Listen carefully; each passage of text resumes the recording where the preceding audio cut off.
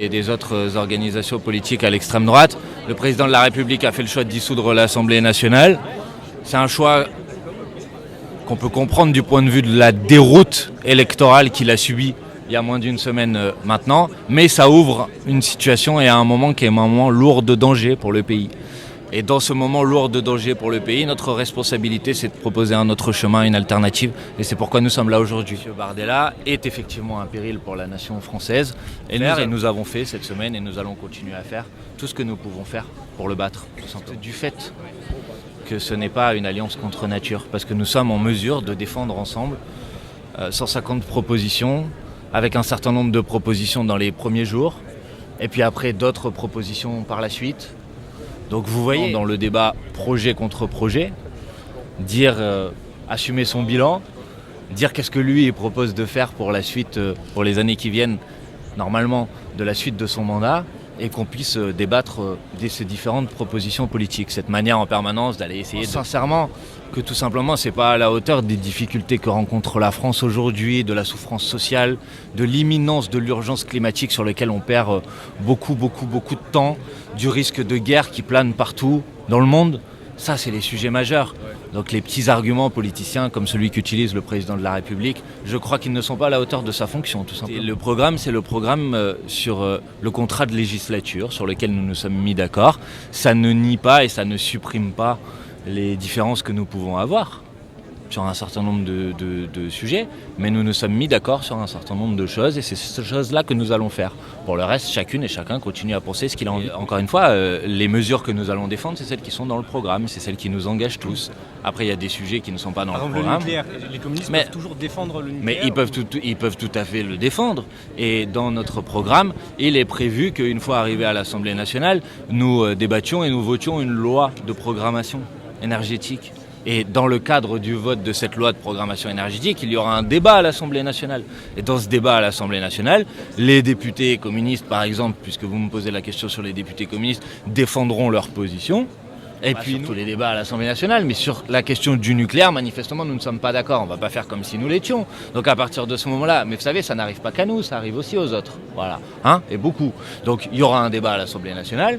Et puis dans ce débat, chacun défendra sa position. Et puis il faut croire aussi à l'Assemblée nationale. Vous savez, il faut sortir de ces réflexes que vous avez trop, de la présidentialisation de la vie politique, du président de la République, monarque suprême qui décide de tout seul. Pardon, ce n'est pas notre conception de l'exercice du pouvoir. Jean-Luc Mélenchon est tout à fait capable d'être Premier ministre, il l'a exprimé. Jean-Luc Mélenchon est tout à fait capable d'être candidat aux élections législatives. C'est sa décision de l'être ou de ne pas l'être. Et quelle que soit la décision qui est la sienne, je serai d'accord avec. Non, pas des concessions, on a avancé, on avait un certain nombre de points qui pour nous étaient indispensables et on considère, par exemple, il nous semblait indispensable d'affirmer dans ce programme, parce que ça a été une des grandes batailles des dernières années, le droit à la retraite à 60 ans.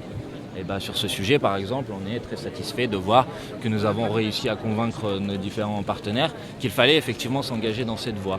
Nous étions très attachés à faire en sorte, parce que ce sont des mobilisations qui inquiètent et qui mobilisent beaucoup de gens ces derniers mois, que par exemple, il y avait la question de la lutte contre les grands projets autoroutiers, notamment l'autoroute A69. Voilà, nous sommes satisfaits de voir que dans ce programme, nous nous sommes mis d'accord sur l'idée que nous déciderions d'un moratoire sur ce type de projet, qu'il fallait défendre des mesures en faveur du pouvoir d'achat.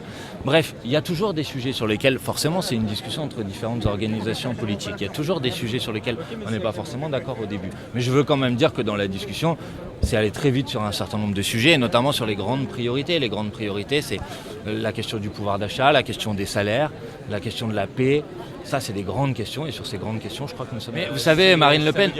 Mais le problème, c'est que l'extrême droite, on ne change d'avis sur tout, tous les jours. J'ai appris en début de semaine qu'après avoir dit qu'ils allaient faire tout ce qu'ils pouvaient pour empêcher la réforme des retraites d'Emmanuel Macron de rentrer en vigueur l'année dernière, on a appris cette semaine que M. Bardella indique que s'il devait par malheur être Premier ministre de ce pays, il n'abrogerait pas cette réforme des retraites. Il disait l'inverse il y a moins d'un an. Il y a quelques semaines, M. Bardella disait voter même avec ses collègues à l'Assemblée nationale, voter la loi du gouvernement sur le dégel du corps électoral en Nouvelle-Calédonie. 2 jours après, il disait qu'il ne fallait pas faire ça. Donc le problème, si vous voulez, c'est qu'on évoquait tout à l'heure qui était capable d'être Premier ministre. s'il y a une chose qui est claire, c'est que Jordan Bardella, lui, n'en est pas capable. Non, je ne crois pas du tout. Vous savez, quand il y a effectivement une situation avec un déficit qui a été plus important que prévu cette année par rapport aux prévisions du gouvernement, on peut donc s'interroger sur la sincérité et la crédibilité qui était celle des prévisions du gouvernement.